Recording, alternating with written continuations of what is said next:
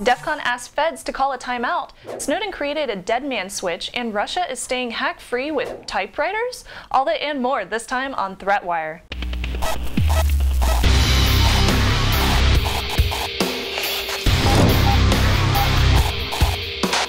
Hello, welcome to ThreatWire. I'm Darren Kitchen. I'm Shannon Morse. And this is your summary of what's threatening security, privacy, and our beloved internet freedom.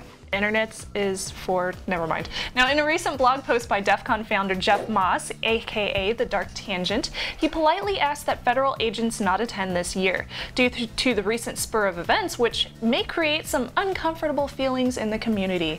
Moss feels that the DEFCON community needs time to make sense of the recent outings of US surveillance and mentions time and distance can be a healthy thing. After a few unintended news stories surfaced saying that DEFCON was banning feds from attending, DEFCON released a second blog post detailing that if you are on your own dime, pursuing your own personal interests in hacking and not assigned to be there working your federal intel job, then don't consider yourself a fed. We want motivated people to attend. Now, given the recent events involving the US government, this does not come as a surprise to me. DEFCON is a long-standing convention for hackers and federal agents alike to share knowledge and learn about recent exploits. For example, last year, General Keith B. Alexander, the director of the NSA, gave the keynote speech and was open to Q&A. During the questioning, one attendee asked if the NSA was spying on US civilians. Alexander replied, absolutely no, and anybody who would tell you that we're keeping files or dossiers on the American people knows that's not true. General Alexander will be giving a speech at Black Hat, the more corporate convention that happens a day before DEFCON, also in Vegas.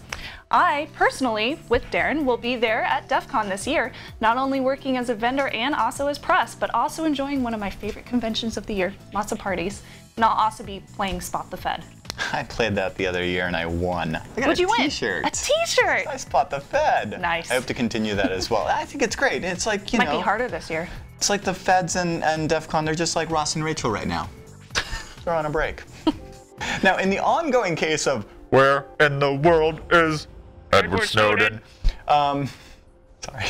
The NSA whistleblower, who needs absolutely no introduction here, may soon emerge from the confines of the Moscow airport transit area. You see, officially he's not in a country. Snowden has been holed up in the Moscow International Airport transit area between the runway and the customs since June 23rd, and that may soon change as the whistleblower has officially asked for temporary asylum, good for up to 1 year, be even longer with extension. Now, this differs from political asylum, which would require a decree from Russian President Vladimir Putin.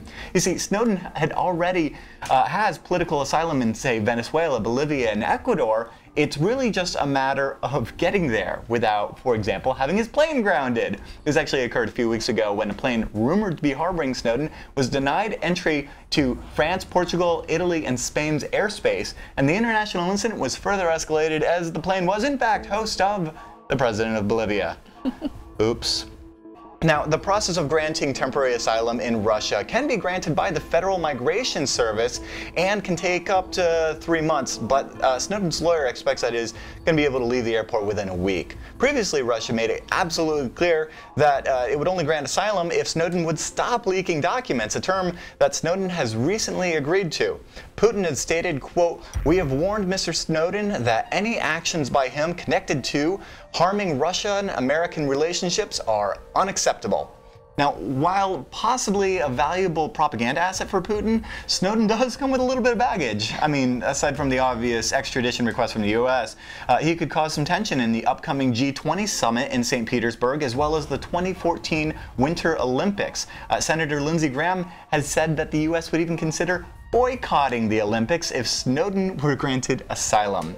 So as an insurance against unfair treatment, like, I don't know, a CIA assassination, they're pretty good at that, Snowden has taken the precaution of implementing a deadman switch. See, much like WikiLeaks did in the case of the Bradley Manning documents in 2010, Snowden has reportedly armed non-journalistic third parties with encrypted copies of his document stash. As Der Spiegel reports, these documents could, quote, endanger the lives of NSA workers. Moreover, Guardian columnist Glenn Greenwald recently noted in an interview that the documents include blueprints for the NSA's surveillance system, which, quote, would allow someone to read them to know exactly how the NSA does what it does, which would in turn allow them to evade the surveillance system or replicate it. Ooh. Now, if you're still wondering how to keep your information secure from snooping eyes, just look to Russia. Russia's Federal Guard Service is planning to purchase 486,000 rubles worth of electric typewriters. Oh, what? Typewriters. Wicked. You heard me right. I hear you, brother. That's about $15,000.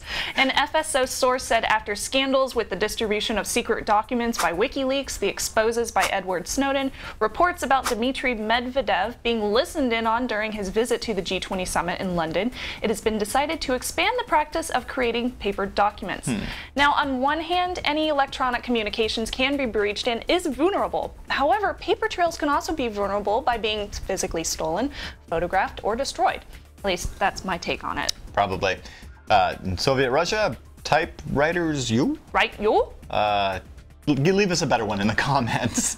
Now, last week, speaking of comments, we asked you why or why not you choose to participate in the game of privacy, in the game of surveillance, if you will. And our comment of the week comes from Epionix1, who wrote, quote, "In order to thwart the government's spying efforts, all of my phone conversations shall henceforth be shallow and pedantic." We also got another one here from Jinx who says, quote, "I do have a cell phone, a Note 2, because I need to stay in contact with people when I do not have access to landlines and the like. However, for the privacy-conscious, apps like Red Phone and Silent Circle offer little privacy. In the future, I hope to see a fully secured, privacy-focused Android distribution, Good as point, do Micah. we. You just don't expect it to come from Google, Yeah, a true. operating system vendor working in the United States. I'm not saying they're like Microsoft in bed with government. Maybe they are. Just saying. Now, this brings us to our question of the week. I'd like to know your thoughts on encrypted dead man switches. Do you have one? Would you consider setting one up? If so, what method would you use, and can one expect strong crypto to stay secure, even to the grave?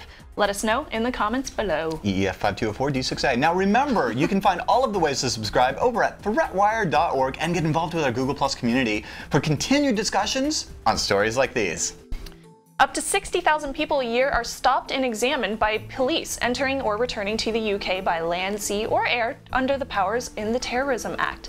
This now includes the ability to seize a mobile phone, download data such as call history, contact lists, text, and email history, though not the message contents, and retain the information for as long as necessary.